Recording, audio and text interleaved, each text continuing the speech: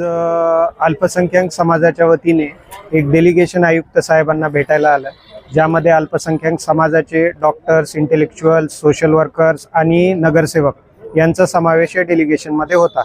आमची अशी मागणी होती की खोरी गल्लीमध्ये स्थित मनपा शाळा क्रमांक 6 या ठिकाणी अल्पसंख्याक मुलांचे वसतिगृह यासाठीचा प्रस्ताव मनपाकडून आधीच मंजूर झालेला आहे. तरी त्या ठिकाणी दुसरं काम सुरू झालेलं होतं. मागच्या 2 दिवसामध्ये दुसरं काही काम सुरू झाल्यामुळे ते अनावधानाने झालं की काही त्याच्यामध्ये वेगळं प्रकरण होतं हे आम्हाला माहिती नाही, पण आम्ही ते महानगरपालिका आयुक्त यांच्या निदर्शनास आणून देणं खूप गरजेचं समजलं. कारण एका कामासाठी ती जागा ऑलरेडी दिली गेली असताना तिथे दुसरं काम